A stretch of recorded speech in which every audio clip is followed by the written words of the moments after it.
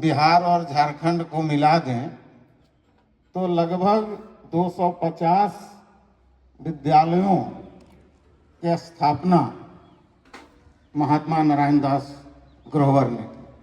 व्यक्तिगत रूप से मैं अपनी बात करूं तो आप लोगों को ये जानना चाहिए कि मेरा अपॉइंटमेंट भी सर के द्वारा किया गया था। कुछ हमारे ऐसे कलीग भी हो सकते हैं यहाँ जिनका अपॉइंटमेंट सर के हाथों से किया गया हो या ये लोग बाद के हों, और कुछ दिनों तक लगभग 4 साल जब इनका डेथ हुआ वो संजोग मिला। और उस समय जब इन्होंने हमको डीएवी पब्लिक स्कूल औरंगाबाद भेजा था पहली बार, और बीच बीच में जब सर वहाँ आते थे मेरी बातचीत होती थी, और एक नहीं अनेकों ऐसे रेमिनिसेंसेस हैं, घटनाएं हैं। एक मैं आप लोगों के बीच में शेयर कर देता हूं, क्योंकि जब कभी भी आते थे तो बोलते थे कि मैं बच्चों से इंटरेक्ट करूंगा, बताओ कहाँ चलें, कहाँ खड़े होंगे। तो हमारा जैसे गेट से जैसे इन करते हैं कुछ लोग, वहाँ आप लोगों में से भी गए होंगे, तो अभी एक वहाँ हम लोग हॉल बनाए हैं, उसके आगे खाली हुआ करता था, वो अपने से सेलेक्ट कर लेते थे, बोले यही मैं बात करूंगा, बच्चों को असेंबली ग्राउंड में नहीं बाहर निकाल के सबको लाई। वहाँ सारे बच्चे सब जब इकट्ठा हो गए तो उन्होंने एक सवाल किया कि तुम लोग ये बताओ कि तुम्हारा बेस्ट इंग्लिश टीचर कौन है।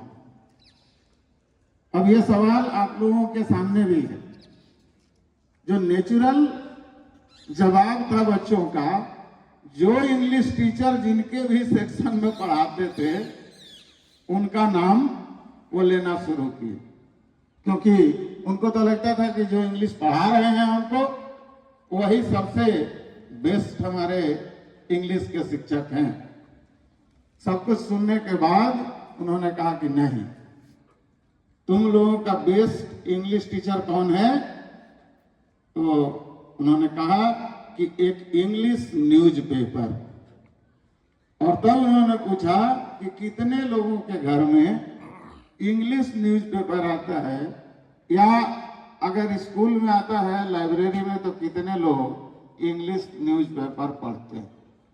अब आप अपने से पूछ सकते हैं, हमारे लोकेलिटी में स्थिति अभी भी बहुत खराब है। न्यूज़पेपर आज तो इलेक्ट्रॉनिक जो युग आ गया, लेकिन जब ये प्रिंट मीडिया था तब भी बहुत कम लोगों के घर में न्यूज़पेपर प्रिस्क्राइब्ड है। अगर है भी तो वो हिंदी, इंग्लिश नहीं।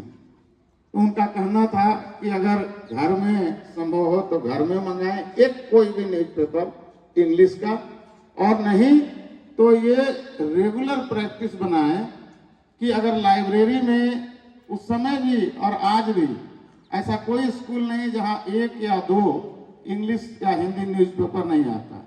यहाँ भी आता है, यहाँ भी रखवाया जाता है। और ये कोई जरूरी नहीं है कि उसी दिन उस न्यूज़पेपर को पढ़ना है, आप बाद में पढ़ सकते हैं। और सबसे मुख्य जो पार्ट है उसका, वो मिडिल में एडिटोरियल है। एडिटोरियल वाला जो लेफ्ट साइड, एक्सट्रीम लेफ्ट में, मिडिल में अगर उतना भी पढ़ जाए, उससे भी हार्ड वर्ड्स वगैरह डेली निकाल लें, तो ये मानिए कि आपका वोकैबुलरी इतना स्ट्रांग हो जाएगा कि कोई भी टेक्स्ट अपने क्लास का जब पढ़ेंगे तो शायद ही कोई रेयर डिफिकल्ट वर्ड उसमें आए। लेकिन इसके लिए उनका भी कहना था, और मेरा ये प्रैक्टिकल अनुभव है, कि कम से कम 30 दिन का लगातार ये प्रैक्टिस होना चाहिए।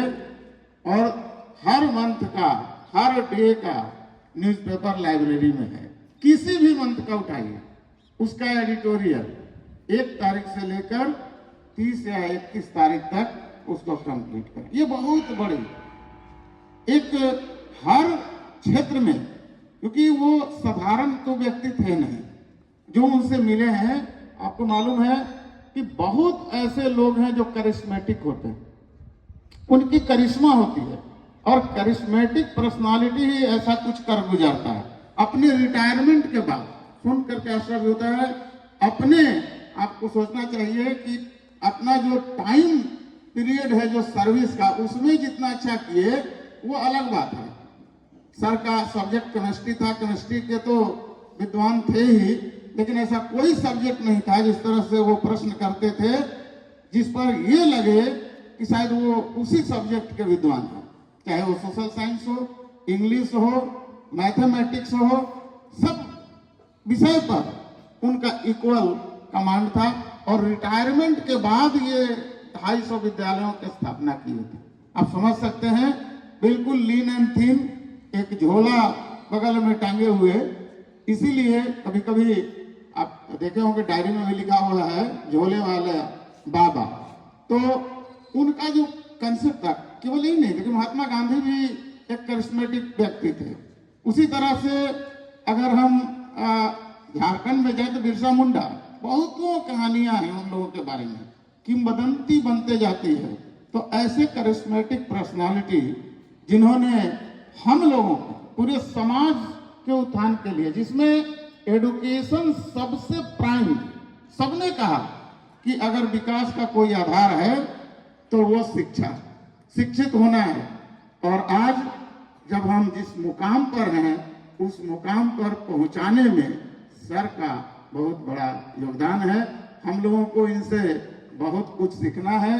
इनके कृतित्व और व्यक्तित्व को आप लोग पढ़ें और उस पर अमल करने की कोशिश करें, तो हम समझते हैं कि जिस उद्देश्य के लिए हम यहाँ आ रहे हैं उसमें हम सफल होंगे। धन्यवाद।